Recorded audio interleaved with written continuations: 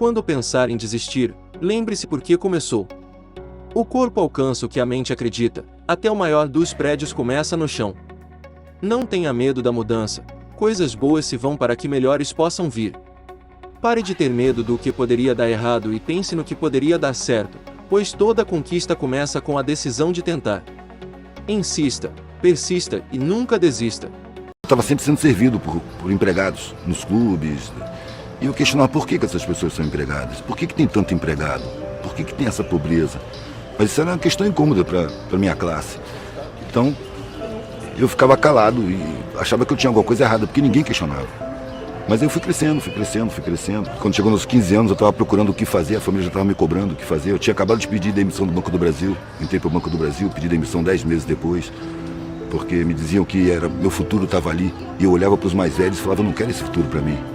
Então eu pedi demissão, começou a cobrança. E agora, o que você vai fazer? Desperdiçou uma oportunidade de ouro, podia estar lá de vida inteira. Para mim era um terror ficar lá a vida inteira. E eu fiquei procurando o que fazer, entrei para o Exército. Eu estava procurando me enquadrar. Fiz um concurso para preparatória de cadetes para seguir carreira militar. Entrei, olhei, não gostei do que eu vi e saí. E aí me puseram num cursinho barato. Fazer vestibular. Aí que eu comecei a ver o pessoal que tinha saído do ensino, tinha vindo do ensino público, e eu comecei a perceber que eles eram sacaneados, eles não sabiam nada. Nada, eu estudei em escolas que estudavam com profundidade. E acabei entrando na faculdade, inclusive por conta da família, porque eu não via nenhum curso para fazer. Eu fui por eliminação. Peguei todos os currículos e fui eliminando. Não quero mais ver física, não quero mais ver biologia, não quero mais ver química, não quero mais ver matemática. E aí sobrou 2 cursos, arte e direito. A arte para minha família era um terror, não era sério. Aí eu entrei para direito. Na verdade eu entrei no meio acadêmico, eu não queria ser advogado. No meio acadêmico eu via as discussões sobre a sociedade e tal. Com 3 meses eu percebi que era tudo teoria, que daqui a pouco aqueles caras iam ser os doutores e iam estar enquadrados. E ali eu já estava com a intuição forte de que aquela vida não tinha sentido para mim. Só que eu não queria maltratar a família de novo. E quando eu saí do Exército foi uma comoção danada. Depois de um sonho onde eu ia morrer, e acordei decepcionado por não ter morrido, que pelo menos ia ter alguma coisa nova.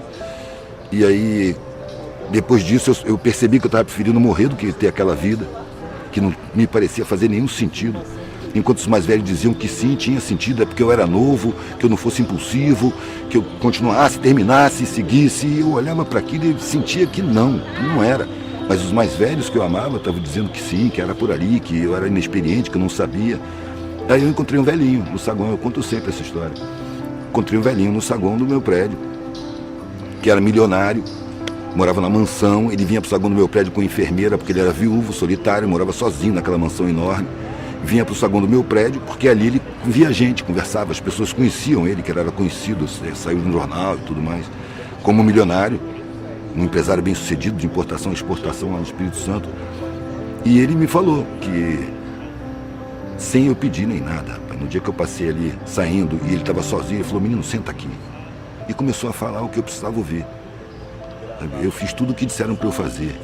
E eu estava ouvindo o que eu devia fazer. E a sensação que eu tenho é que mentiram para mim lá no começo da minha vida. E eu corri atrás dessa mentira a vida inteira. Ele estava relatando, com a vivência dele, o que eu estava intuindo. As pessoas me veem como um milionário, bem-sucedido, um empresário de sucesso, vitorioso, e eu por dentro me sinto um fracassado. Passei a vida inteira sem pensar na morte, mas eu envelheci, estou com quase 90 anos, estou tomando um monte de remédio, só posso sair de casa com a enfermeira. Então eu estou sentindo que a porta da morte está aqui na minha frente. Quando eu senti, claro, que a minha vida está acabando, eu olhei para a minha vida, ela tinha perdido completamente o sentido. Velho, esse foi o... Eu saí do lado dele, fui direto para a secretaria da universidade e pedi desligamento. Eu não quero mais ser doutor. Procurar um sentido para a vida. Eu não sabia o que eu ia fazer.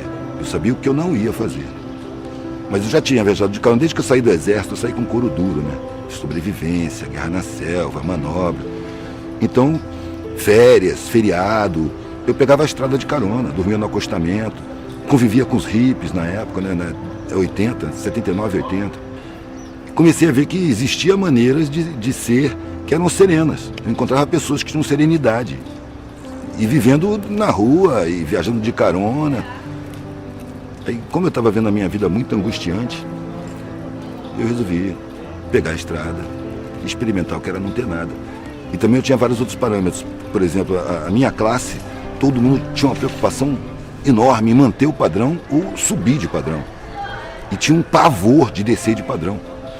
Só que nas minhas viagens eu convivia com as pessoas mais pobres. Eles não tinham nada e estavam felizes. Eram pessoas mais espontâneas, mais solidárias. Era uma relação melhor.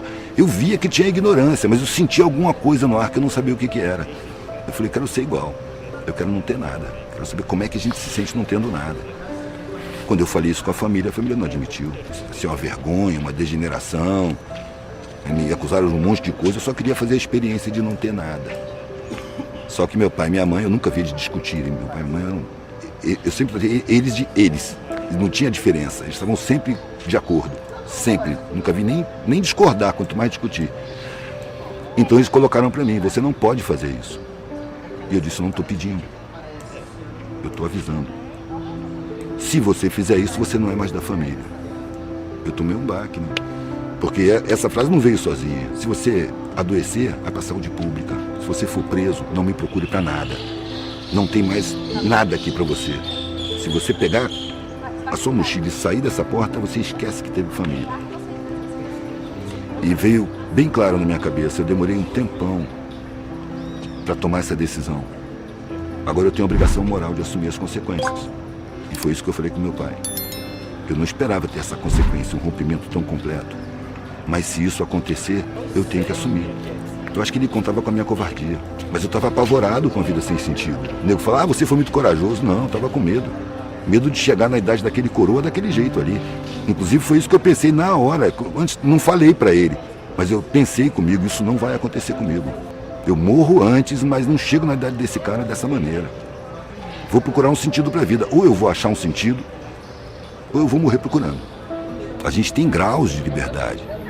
Mas eu acho que liberdade, no sentido pleno da palavra, é você existir sem necessidade nenhuma. Enquanto você tiver alguma necessidade, você está preso a essa necessidade. Então não existe a liberdade para nós. Existem algumas liberdades, porque a sociedade é feita para acorrentar a gente. Em padrões falsos, valores falsos, realidades falsas, muito medo, muita ameaça. Eu fui movido pelo medo. Medo de chegar no fim da vida, olhar para trás e ver uma vida sem sentido. Eu, como sou artista plástico, eu comparo a vida com um quadro. Desde que você nasce, você pincela o quadro. E vai pincelando enquanto você está vivo. Você só assina o quadro na hora que você morre.